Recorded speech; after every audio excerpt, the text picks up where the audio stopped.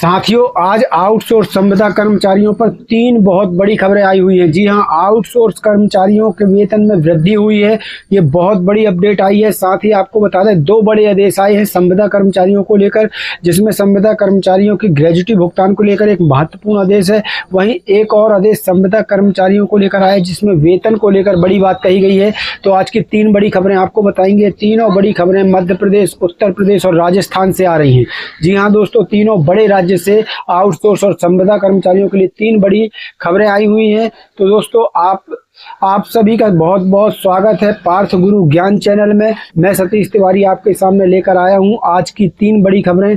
आपको बता दें साथियों कि आउटसोर्स और संविदा कर्मचारियों से जुड़ी तीन बड़ी खबरों में पहली खबर में आउटसोर्स कर्मचारियों के मानदेय में 10% की बढ़ोतरी को मंजूरी की बात जो है वो सामने आई है। दूसरी बड़ी खबर राजस्थान से है, जहां संविदा कर्मचारियों और सीएचओ के मानदेय एवं वेतन भुगतान को जल्द करने के निर्देश जारी हुए हैं। वहीं तीसरी खबर मध्य प्रदेश से है, जहां अलग हो चुके पात्र संविदा कर्मचारियों को ग्रेजुटी भुगतान को लेकर महत्वपूर्ण निर्देश सामने आए हैं। तो आज के हम आपको दोनों आदेश दिखाएंगे जो संविदा कर्मचारियों को लेकर जारी हुए हैं, और आउटसोर्स कर्मचारियों का जो वेतन बढ़ा है उसको लेकर आपको महत्वपूर्ण खबर बताएंगे। साथियों, सबसे पहले बात करेंगे आउटसोर्स कर्मचारियों के मानदेय में 10% की जो है बढ़ोतरी हुई है। साथियों, आपको बता दें कि उत्तर प्रदेश से बहुत बड़ी खबर सामने निकल कर आई है, जहां आउटसोर्स कर्मचारियों के मानदेय में 10% की वेतन वृद्धि की गई है।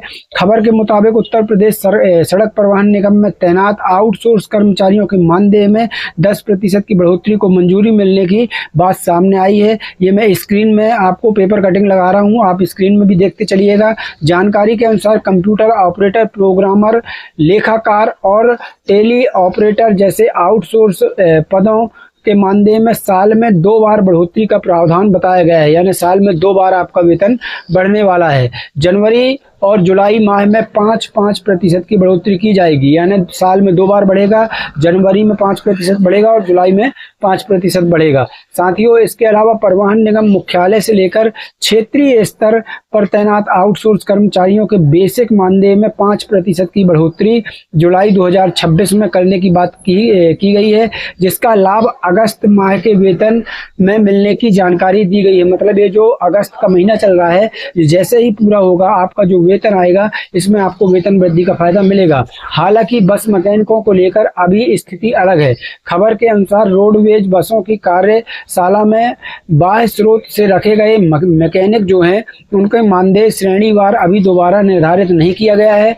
इस संबंध में क्षेत्रीय सेवा प्रबंधकों ने मुख्यालय को पत्र भेजकर मानदेय बढ़ाने की मांग की गई है। यानी जो मैकेनिक है अभी उनका निश्चित नहीं है, लेकिन यहाँ पर क्षेत्रीय जो प्रबंधक है उन्होंने कार्यालय को पत्र भेजकर इनकी भी मांग की हुई है।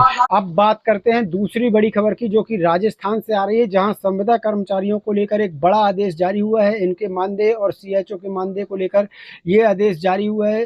साथियों, यहाँ पर मैं आपको बता दूं कि इस आदेश में अब राजस्थान सरकार के चिकित्सा, स्वास्थ्य एवं परिवार कल्याण विभाग की ओर से संविदा कर्मचारियों और सीएचओ मानदेय एवं वेतन भुगतान की कार्रवाई जल्द करने के निर्देश जो है जारी किए गए हैं। ये मैंने स्क्रीन में आदेश लगा दिया है, आप इस आदेश को भी देखते चलिए। 13 अगस्त 2026 के पत्र में कहा गया है कि संविदा कार्मिकों और सीएचओ के मानदेय एवं वेतन भुगतान में देरी को लेकर लगातार शिकायतें जो है प्राप्त हो रही हैं।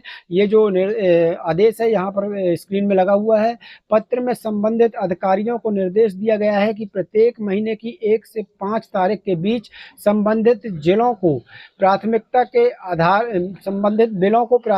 आधार पर एसएनए स्पार्स पर अपलोड कर भुगतान के लिए भेजना सुनिश्चित किया जाए, ताकि मानदेय भुगतान की कार्रवाई जल्द हो सके। तो ये आदेश जो है, सख्त आदेश यहाँ जारी हो गए हैं। आप सामने स्क्रीन में देख पा रहे हैं आदेश को।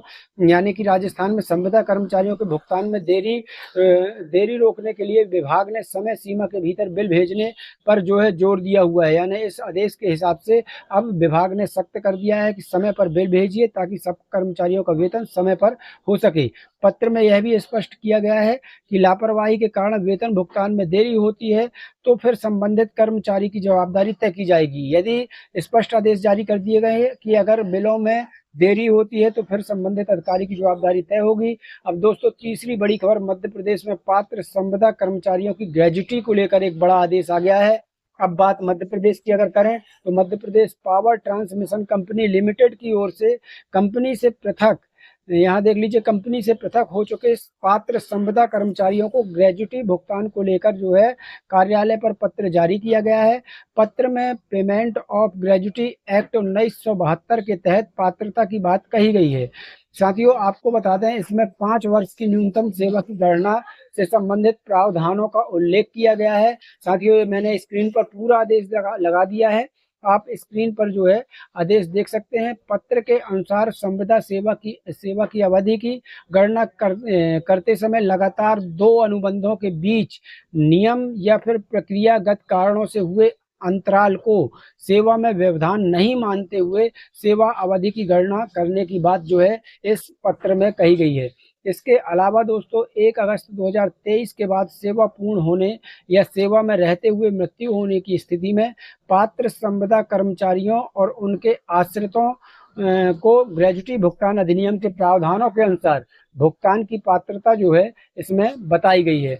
यानी इस आदेश में साथियों, पात्र संविदा कर्मचारियों के लिए ग्रेजुटी के रास्ते को स्पष्ट करने की महत्वपूर्ण बात जो है वो सामने आई है।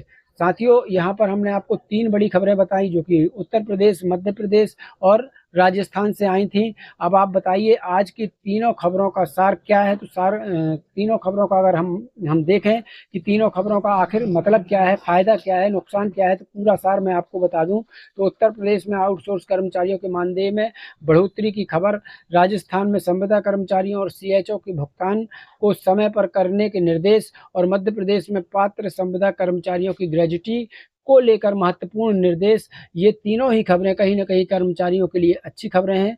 ध्यान रखें कि किसी भी खबर में आपका व्यक्तिगत लाभ आपके पद, विभाग, नियुक्ति की शर्तों और संबंधित सरकारी आदेश पर निर्भर करेगा।